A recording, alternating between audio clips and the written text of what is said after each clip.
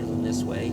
Heidegger is, as an existentialist, says at one point that the essence of Dasein is its existence, meaning there is no human nature. We are what we take ourselves to be, how we interpret ourselves in our practices. But that is rather unsettling, and that's exactly his word for it. Anxiety is the experience, is the disposition that is our response to the fundamentally unsettling character of being Dasein.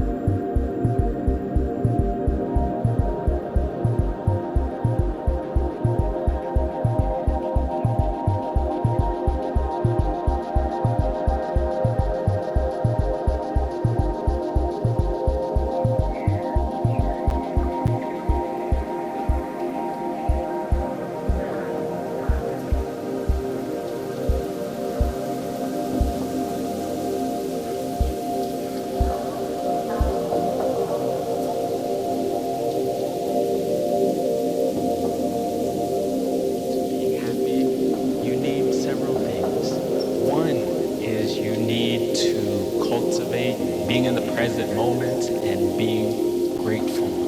Second part is then you need to lower the greed.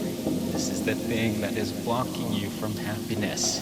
You do that by giving. And then lastly, then you need to also include a meditation practice. And if you do these three things, your life will start to change.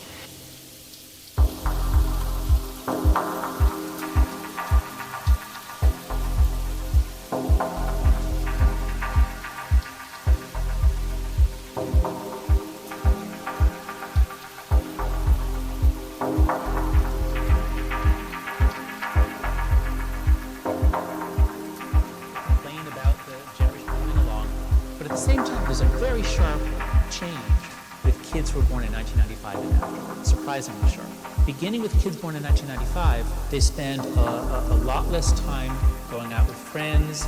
They don't get a driver's license as often. They don't drink as much. They don't go out on dates. They don't work for money as much. What are they doing? They're spending a lot more time sitting on their beds with their devices, interacting that way. So in a lot of ways, Gen Z has been denied the independence, the independent play that previous generations got.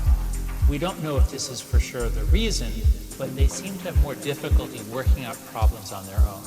When we protect children from unpleasantness, from conflicts, from insults, from teasing, from exclusion, we are setting them up to be weak, to be more easily damaged, to be more easily discouraged.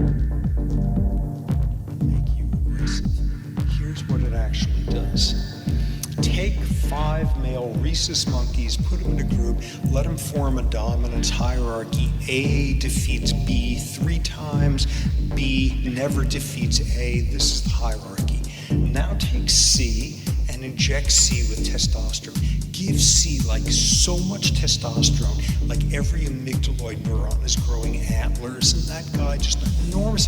So now does C get involved in more fights? Absolutely. Is this the pattern that occurs now? Is C suddenly challenging A and B and rising in the heart? Absolutely not. C never does a thing with A and B. What happens instead is C becomes a total nightmare to D and E. Testosterone does not invent aggression. Testosterone exaggerates pre-existing social patterns of aggression.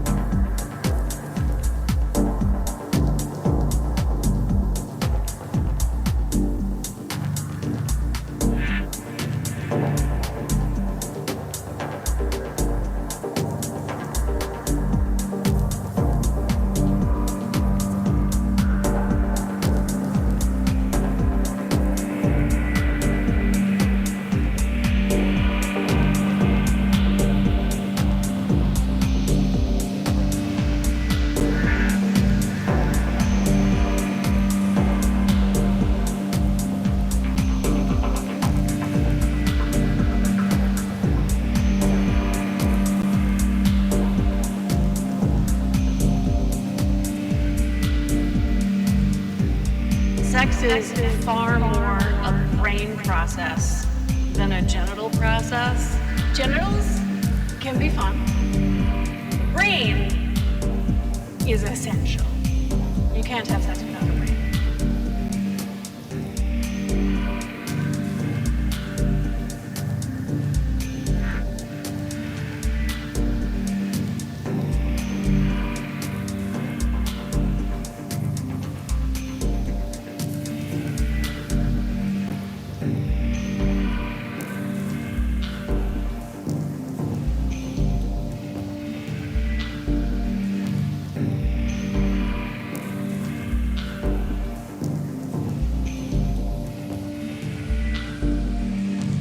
Psychedelics, all bets are off.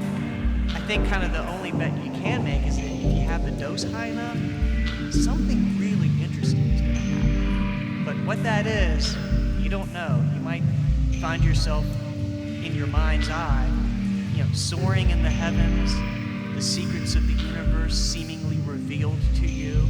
These descriptions can be amongst the most extreme experiences, positive experiences that you can imagine.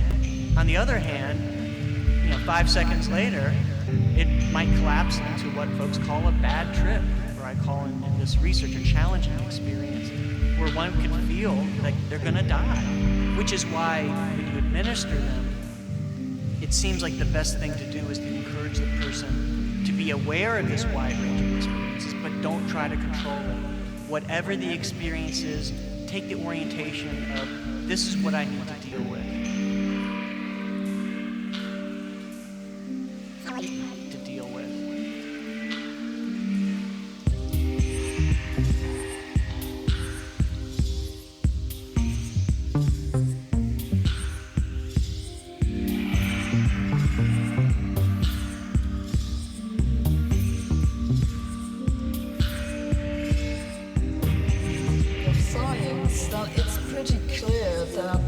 Religion and science have the same roots. They both grew out of our desire to better understand the world around us, to better understand our own existence. And so a couple of 100 years ago, those two paths split up, and now we have science and we have religion, and they kind of don't really talk to each other. But science still tries to address some of those big questions, and especially in the foundations of physics. Every once in a while, I think that scientists actually stray over into the territory that is religion, and I don't have a problem with them doing it. I just wish they would be clearer about that they're actually doing religion.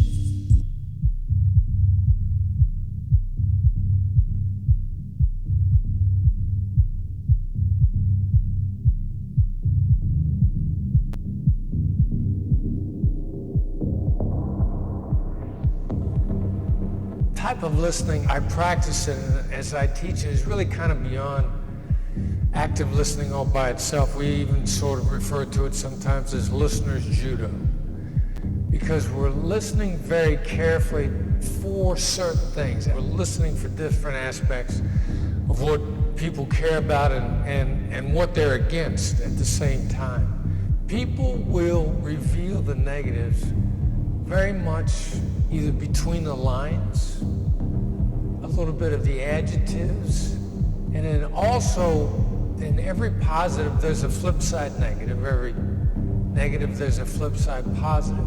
If I make it a point of talking about how I'm for integrity, then if you're making it a point to state that, then you've been betrayed in the past.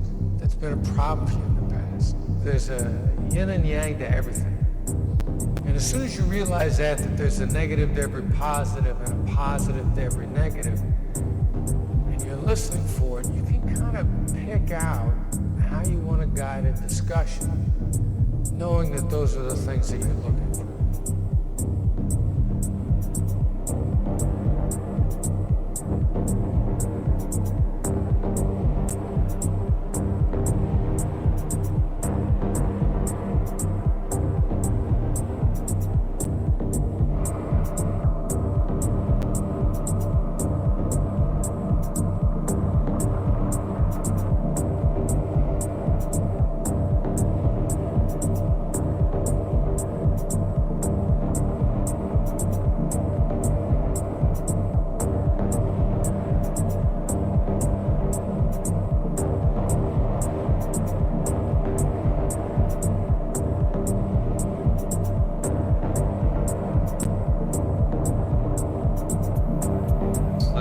rather admire the things that Richard Rorty has said about the importance in philosophy of not getting hung up on big words with capital letters, big words with uppercase letters, truth with a capital T, reality with a capital R, proof with a capital P, and so on. But realize that in ordinary life, what we're concerned with is truths in the plural with a small t.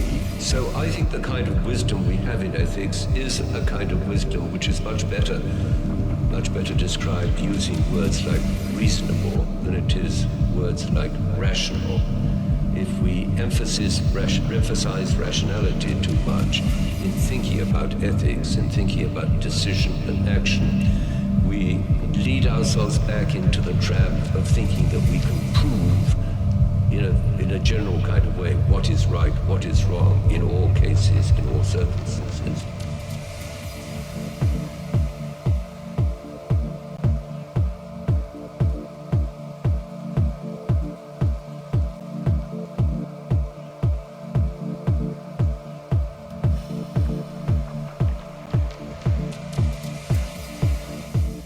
We have this notion that mental growth stops in adulthood.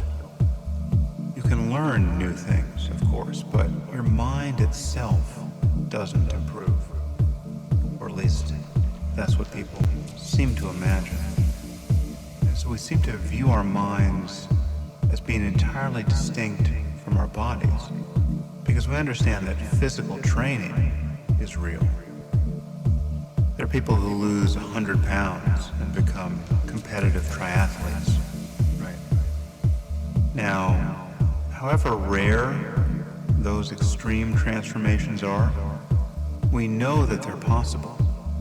And the rest of us pursue our own efforts at physical self-improvement on that same landscape of possibility. We can see the landmarks.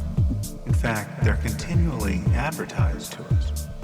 Every month we see a new celebrity who got in great shape for a film, for instance. So there are no secrets here. And if we don't decide to get in the best shape of our lives, starting right now, it's not because we didn't know that it was possible. But most of us are genuinely unaware that it is possible to change our minds. The concept of mental training is barely entertaining. And yet there really are things we can do that lead to cognitive and emotional and even ethical changes that are wholly good for us. So it seems to me what we need is a new norm of human growth, where it's understood that growth is possible and even necessary continuously throughout life, intellectually, in our relationships, in the way we prioritize the use of our attention. At what age do we learn how to have better conversations? At what age do we learn to have better conversations with ourselves? And at what age do we learn that any conversation with oneself, the very structure of our thinking, is in fact based on an illusion that creates so much suffering for us? Now, of course, there are many components to living an examined life. And there's no single way of thinking or use of attention that accomplishes everything we want. But meditation, real meditation, is an essential piece. And the fact that none of us are told this in school or by our doctors indicates nothing more than a clue.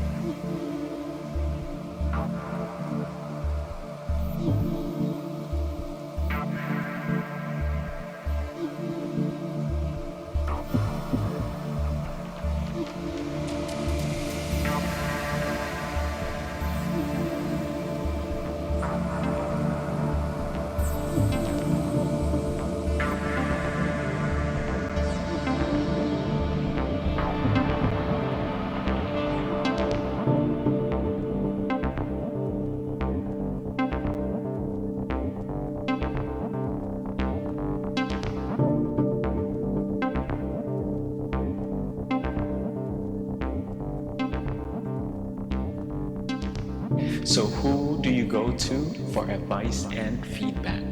Is it your partner, your spouse, your friends, your coworker?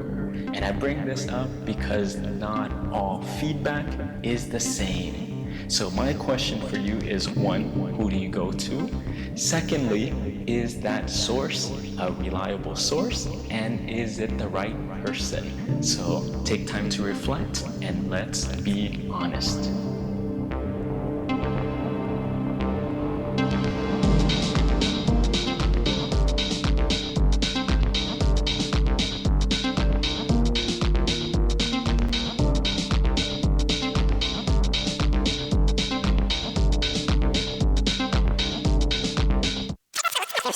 Time to reflect.